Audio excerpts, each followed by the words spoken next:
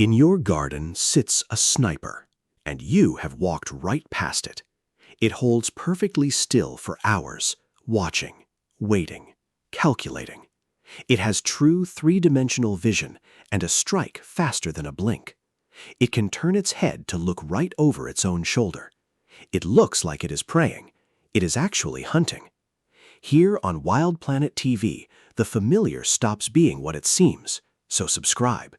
Because this insect has an ear tuned to the sound of bats. It hunts lizards and birds, and sometimes it devours its own mate. It is the most sophisticated sniper in the whole garden. The mantis is an ambush predator, and it is not a chaser. It does not run its prey down across the open ground. Instead, it simply becomes a part of the scenery and waits.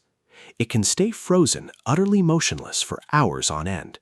Only its eyes and its head ever seem to move at all. The famous praying posture is not a gesture of peace at all. Those two folded forelegs are a loaded, coiled weapon. They are lined with rows of sharp, interlocking spines, held ready just inches away from any passing target. The mantis waits for the exact right moment to strike. It carefully measures the distance, the angle, and the timing, and it does all of this without ever moving a single muscle.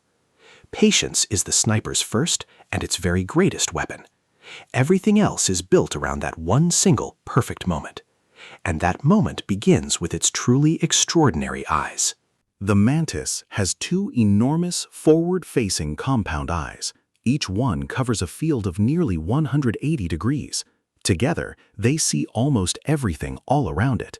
But here is what makes the mantis genuinely, completely unique. It is the only insect known to have true three-dimensional vision, real stereoscopic depth perception, exactly like our very own. Its two eyes overlap their views to judge exact distance, and scientists actually proved this in a genuinely remarkable way. They fitted mantises with tiny little three-dimensional glasses, exactly like the ones that you wear at the cinema. Then they showed them three-dimensional moving targets, and the mantis struck straight at the pure illusion of depth. It proved beyond any doubt that the mantis sees in 3 dimensions. No other insect on the entire Earth is known to do this. Each eye even has a high-resolution zone, much like our own fovea, a small patch of extra sharp vision aimed straight ahead. It swivels its whole head to aim that sharp zone right at its prey, locking the target into perfect, precise, unbroken focus.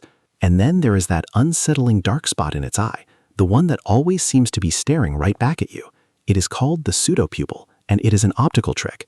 You are looking straight down into its light-absorbing cells, so it truly feels like the mantis is locked directly onto you. And in a very real sense, it absolutely is. This is a targeting system built right into a living creature, a precision optical rig, aimed, focused, and fully ready. And the mantis aims that rig with a very special head. It is the only insect that can turn its head quite like this. It rotates its head almost a full half-turn around. It can look directly back over its own narrow shoulder. A remarkably flexible neck lets it swivel and track its prey. No compound-eyed insect normally ever needs to do this, but the mantis is a hunter that watches and then follows. It keeps its target fixed as the prey slowly moves closer. Its head turns smoothly and silently, just like a gun turret, never losing the lock and never once breaking the aim. It watches you enter a room and it turns to follow you. That one simple movement is deeply unsettling to us because it looks so very much like conscious, focused attention. And behind that steady gaze waits the fastest part of all. The strike is where the sniper truly earns its name. Those two folded forelegs are known as raptorial legs. They are built for one single deadly purpose: to seize. Each leg is lined with rows of vicious, hooked spines. The spines interlock like the teeth of a sprung steel trap. When the mantis strikes, those legs snap violently shut, and they do it in around 50 to 70 milliseconds. That is far, far faster than you could ever possibly blink. By the time you register the movement, it is already over. The prey has no chance whatsoever to even begin to react. The spines drive in and lock the target rigidly in place. There is simply no wriggling free from that spined grip. The strike is one of the fastest in the entire insect world, a blur of motion far too quick for the human eye to catch. Then the mantis simply begins to eat, perfectly calmly. It holds its meal much like a person holding an ear of corn, and it very often starts, quite deliberately, with the head.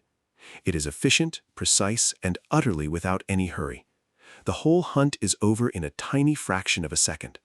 Hours of perfect stillness, ended in a single quick blink. This is the reward for all of that long, endless patience. A perfect ambush, executed without a single flaw. The sniper almost never wastes its one perfect shot. Comment the word sniper if this is impressing you. Most of the time, the mantis hunts other insects. Flies, moths, crickets, bees, and beetles are all fair game. It will quite happily hunt and eat other mantises too. But the very largest species aim far, far higher. They are insects that hunt genuine living vertebrates. Large mantises catch and eat small lizards with ease. They take frogs and small fish right from the water's edge. They have even been documented catching small birds. Most famously, they ambush hummingbirds at garden feeders. A mantis waits by the feeder, perfectly and totally still. A hummingbird arrives to drink the sweet sugar water, And the mantis seizes it right out of the open air. An insect taking down a full living bird. It sounds impossible, but it is genuinely well documented. The mantis is small, but its ambition is truly enormous. It will strike at almost anything it can possibly grip. Size to a mantis is really only ever a suggestion. Its spined forelegs can hold prey far larger than its own head. It is a garden predator with almost no real ceiling, and it hunts by day, and far more dangerously, at night. Hunting at night brings one very serious danger of its own. In the dark sky above, the bats are also out hunting. Bats find their prey using rapid ultrasonic echolocation, sound far too high-pitched for us to ever actually hear. But the mantis has one secret defense against them. It has a single ear right in the middle of its body. Just one ear tucked on the underside of its chest, and it is tuned precisely to the exact frequency of bats. When a hunting bat closes in, the mantis actually hears it, and it throws itself into a sudden, violent, evasive dive, a spiraling, tumbling plunge straight down toward the ground, corkscrewing through the air to escape the killing strike, a last-second maneuver that can genuinely save its life. It is, in effect, a built-in radar warning receiver, the kind that fighter jets carry to detect incoming missiles, a sniper that can also hear the hunters that hunt it. To ambush its prey, the mantis must first completely disappear. And mantises are absolute masters of pure disguise. Many species look exactly like fresh, living green leaves. Others look just like dead, brown, withered foliage. Some look like nothing more than a twig or a dry stick. Others perfectly copy the rough texture of tree bark. Some even mimic scattered patches of lichen and green moss. But one mantis takes disguise to another level entirely. It is the orchid mantis, and it looks just like a flower. Its legs are shaped and colored exactly like flower petals, soft pinks and delicate whites, precisely like a real bloom.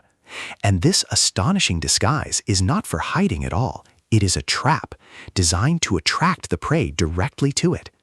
Pollinators fly toward it, mistaking it for a real flower. Studies found it is even more attractive than real flowers. The insects come willingly to it, and it seizes them. It does not search for its food. The food comes to it. This clever, chilling strategy is called aggressive mimicry, a predator wearing the innocent mask of a harmless flower. And many mantises can even slowly change their own color. They adjust from green to brown after each time they molt, matching the plants and the changing season all around them. So the ambush stays invisible until it is far too late. The prey never sees the flowers suddenly become a predator. And now for the mantis's darkest reputation of all, the story of the female that devours her own mate. It is the very origin of her famous femme fatale name. In some matings, the female simply eats the male, sometimes during the mating itself, and sometimes just after. She is much larger and far, far stronger than he is, and to her, he is also simply another source of food. Here's the part that sounds almost completely unbelievable. The male can keep mating even after losing his head. Because much of the mating is controlled from the abdomen, its body simply continues the task without the head at all. It is grim, but for the mantis, it genuinely works. Scientists believe the meal may even help the eggs. The nutrients from the male boost the female's egg supply. He becomes, in the very end, a final gift to his offspring. But the males are not entirely helpless victims either. They approach the female slowly and with enormous care. They often try to mate when she is already well fed. Some even approach her very carefully from behind. And in truth, most matings in the wild end quite peacefully. Cannibalism is real, but it is not the usual rule. It happens most often when the female is genuinely hungry. A brutal calculation, written deep into the species. Share this with someone who thinks a mantis is harmless. After mating, the female turns her attention to her eggs. She lays them inside a strange, frothy protective case. It is a foam that she whips up from her own body. The foam then quickly hardens into a tough, solid shell. This protective case is known as an ootheca. It shields the eggs right through the deep cold of winter. Inside, it can hold dozens or even hundreds of eggs. It protects them from the frost and from hungry predators. When spring arrives at last, the tiny nymphs pour out, and they already look just like tiny miniature adults. There is no caterpillar or grub stage at all. They hatch as tiny hunters, already fully ready to strike. From the very first day, they are perfect little predators. They molt again and again as they slowly, steadily grow, gradually becoming the very sniper we started with. Most of them live for only a single short season. The adults fade away as the winter finally closes in, but the ootheca waits, holding the entire next generation. So look again at the mantis in your own back garden. It has true three-dimensional targeting vision, a head that turns to watch you cross the whole room, a strike that is far faster than you can ever blink, a single ear that listens carefully for hunting bats, and a disguise that can turn a flower into a deadly trap. It is not preying, it never, ever was. It is the most sophisticated sniper in your entire garden, watching, waiting, perfectly and endlessly patiently still. If this changed how you see it, subscribe. Next time, the maggot.